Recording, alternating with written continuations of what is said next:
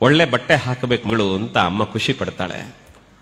ಆದ್ರೆ ಎಷ್ಟೋ ಜನ ತಾಯಂದಿರು ಎಲ್ಲೆಲ್ಲೋ ದುಡಿತಾರೆ.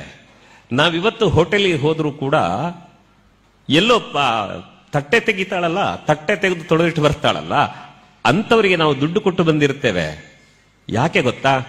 ನಮ್ಮ ದೊಡ್ಡಸ್ತಿಕೆಗಲ್ಲ ಅದು. ಆ ತಾಯಿ ಆ ಹೋಟ್ಲಲ್ಲಿ ಬಂದು ಕೆಲಸ ಮಾಡ್ತಾ ಸಾವಿರಾರು ಜನ ತಿಂದು ಹೋದ ತಟ್ಟೆ ತೊಳಿತಾಳಲ್ಲ, ಯಾಕೆ ಗೊತ್ತಾ? ಅವಳಿಗೋಸ್ಕರ ಅಲ್ಲ, ಮನೆಯಲ್ಲಿ ಮಕ್ಕಳು ಕಾಯ್ತಾರೆ ಅನ್ನೋ ಕಾರಣಕ್ಕೆ, ಜೀವನಕ್ಕೊಂದು ದಾರಿ ಬೇಕು ಅನ್ನೋ ಕಾರಣಕ್ಕೆ.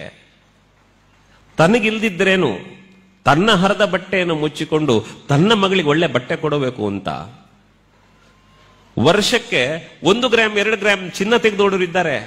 ಯಾಕೆ? ನನ್ನ ಮಗಳಿಗೆ ವರ್ಷ 18-20 ಆಗುವಾಗ ಮದ್ವೆಗೊಂದೇನಾದರೂ ಆದೀತಲ್ಲ ಅಂತ. ಎಲ್ಲಾದ್ರೂ ನಡುವೆ ನಾವು ದಾರಿ ತಪ್ಪಿದೇವಾದರೆ ಆ ಅಮ್ಮ ನಾವು ಪುಟ್ಟ ಮಗುವಾಗಿದ್ದಲ್ಲಿಂದ ಹಿಡಿದು ಇಲ್ಲಿವರೆಗೆ ನಮ್ಮ ಕಾಳಜಿ ನೆನಪು ಮಾಡ್ಕೊಂಡು ಬಂದಲ್ಲ, ಏನು ಕೊಟ್ಟೆವು ನಾವು ಅವಳಿಗೆ? ನೀವು ಕೇಳಿ, ಹೆಣ್ಣುಮಕ್ಕಳು ನಿಮ್ಮ ಮನೇಲಿ ನಿಮ್ಮ ಅಮ್ಮನನ್ನು ಕೇಳಿ, ಅಮ್ಮ ನಿನ್ ತುಂಬಾ ಚಿನ್ನ ಉಂಟಲ್ಲ ನನಗೆ ಅಂತ ಕೇಳಿದ್ರೆ ಅಮ್ಮ ಏನ್ ಹೇಳ್ತಾರೆ ಗೊತ್ತಾ? ಇರ್ಲಿ ಮಗ, ನಾನು ಇರುವ ತನಕಲ್ಲ, ನಾನ್ ಸತ್ ಮೇಲೆ ನಿನಗೆ ಅಲ್ವಾ ಅಂತಾಳೆ. ಯೋಚನೆ ಮಾಡಿ. ಯಾಕೆ? ನನ್ನ ಬದುಕಿನ ಏನ್ ಸಂಪಾದನೆ ಮಾಡಿದ್ರು ಮಗಳೇ ಅದು ನಿನಗಮ್ಮ, ನನಗೆ ಯಾಕೆ? ಇಂತಹ ತ್ಯಾಗದೊಂದಿಗೆ ನಿಮ್ಗೆ ಬದುಕು ಕೊಡುವ ನಿಮ್ಮ ಅಮ್ಮನ ಬಗ್ಗೆ ನಿಮ್ಗೆ ನೆನಪಾಗದೆ ಹೋದ್ರೆ ಅದಕ್ಕಿಂತ ದೊಡ್ಡ ಕೃತಜ್ಞತೆ ಏನಿದೆ ಮಕ್ಕಳೇ? ನೆನಪಿಟ್ಟುಕೊಳ್ಳಿ, ನಾಳೆ ಹೆಣ್ಣು ಮಕ್ಕಳು ನೀವು ಪ್ರಬುದ್ಧರಾಗ್ತೀರಿ, ನಿಮ್ಗೊಂದು ಮದುವೆ ಮಾಡಬೇಕು. ನಾನು ಮೊನ್ನೆ ಕೇಳಿದ್ದೆ, ಏನ್ ಮಾಡ್ತಾ ಇದ್ದೀರಿ ಅಂದ್ರೆ ಅಮ್ಮ ಹೇಳ್ತಾರೆ, ನಾನು ಸೀರೆ ಮಾಡುತ್ತಾ ಇದ್ದೆ. ಏನ್ ಸೀರೆ ಮಾಡ್ತಾ ಇದ್ದೀರಿ? ಇಲ್ಲ, ನನ್ನ ಮಗಳಿಗೆ ಮದುವೆ ದಿವಸ ಹತ್ರ ಬಂತಲ್ಲ, ಅವಳಿಗೆ ಕೊಡಬೇಕಾದ ಸೀರೆ ಎಲ್ಲ ಪ್ಯಾಕ್ ಮಾಡಬೇಕಲ್ಲ, ಅದಕ್ಕೋಸ್ಕರ ಮಡಿತಾ ಇದ್ದೇನೆ ಅಂತ. ಒಂದು ಕಡೆಯಲ್ಲಿ ಮಗಳು ಹೊರಟು ಹೋಗ್ತಾಳೆ ಅನ್ನೋ ನೋವು, ಆದ್ರೆ ಹೋದಲ್ಲ ಅವಳು ಚೆನ್ನಾಗಿರಬೇಕು ಅಂತ ತಾಯಿ ಸಿದ್ಧಳಾಗುತ್ತಾಳಲ್ಲ. ಈ ಪ್ರೀತಿಯನ್ನು ನೀವು ಅಂಗಡಿಯಲ್ಲಿ ದುಡ್ಡು ಕೊಟ್ಟು ತಗೊಳ್ಳಿಕ್ಕಾಗೋದಿಲ್ಲ. ನಿನ್ನನ್ನು ಜೀವನ ಪೂರ್ತಿ ಮಹಾರಾಣಿಯ ಹಾಗೆ ನೋಡ್ಕೊಳ್ತೇನೆ ಅಂತ ಹೇಳ್ತಾ ನಿಮ್ಮನ್ನು ಮಂಗ ಮಾಡುವ ಯಾವ ವ್ಯಕ್ತಿಗಳು ಜೀವನ ಪೂರ್ತಿ ನಿಮ್ಮನ್ನು ಸಾಕೋದಿಲ್ಲ.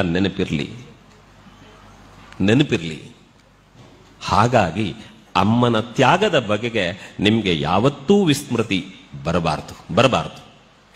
ಇನ್ನೊಂದು, ನಾವಿವತ್ತೇನಾದರೂ ನಾಳೆ ಹೊರಗೆ ನಡೆದು ನಾನು ಅಮೃತ ಭಾರತಿಯಲ್ಲಿ ಓದಿ ನಾನಲ್ಲಿ ಕೆಳಗೆ ಬರಬೇಕಿದ್ರೆ ಒಂದು ಮಾತು ಕೇಳ್ತಾ ಇತ್ತು.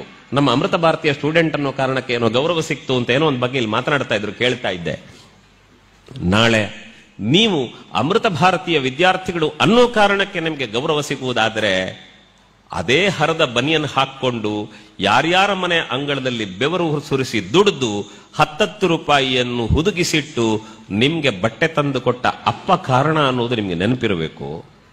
ಯಾರ್ಯಾರ ಮನೆಯಲ್ಲಿ ಬಟ್ಟೆ ತೊಳೆದು ಯಾರ್ಯಾರ ಮನೆಯ ಪಾತ್ರೆ ತಿಕ್ಕಿ ಅಲ್ಲೆಲ್ಲೋ ಸಿಕ್ಕಿದ್ದನ್ನು ಜೋಡಿಸಿಟ್ಟು ನನ್ನ ಮಗಳಿಗಿರ್ಲಿ ಅಂತ ತನಗೆ ಇಲ್ಲದೆ ಇದ್ರು ತನ್ನ ಮಗಳಿಗೆ ತೊಡಿಸಿ ಸಂಭ್ರಮಿಸುವ ತಾಯಿ ಇದ್ದಾಳಲ್ಲ, ಅವಳು ಕಾರಣ ಅನ್ನೋದು ನಮ್ಗೆ ನೆನಪಿರಬೇಕು.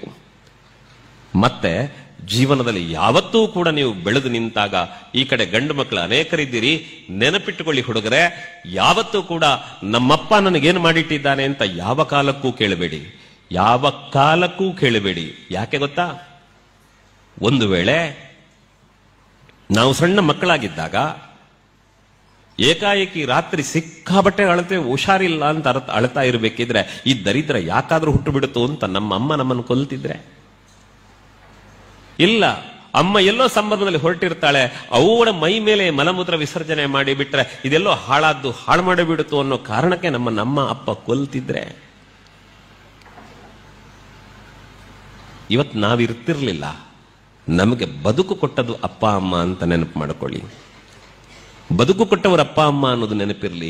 ಹಾಗಾಗಿ ನಮ್ಮನ್ನು ಉಳಿಸಿದ್ದಾರೆ, ನಮ್ಮ ಕೈಕಾಲು ಸರಿ ಇದೆ, ನಮ್ಮ ಕಣ್ಣು ಸರಿ ಇದೆ, ಬುದ್ಧಿ ಸರಿ ಇದೆ ಅಂದ ಮೇಲೆ ಇನ್ನು ನಮ್ಗೆ ಅಪ್ಪ ಅಮ್ಮ ಏನ್ ಕೊಟ್ಟಿದ್ದಾರೆ ಅಂತ ಕೇಳಬೇಡಿ. ಅಪ್ಪ ಅಮ್ಮನಿಗೆ ನಾನು ಏನ್ ಕೊಡಬೇಕಾದೀತು ಅನ್ನೋದನ್ನು ಯೋಚನೆ ಮಾಡಿಕೊಂಡು ಆ ದಾರಿಗೆ ಹೋಗಿ, ಅದು ನಿಜವಾದ ಬದುಕು.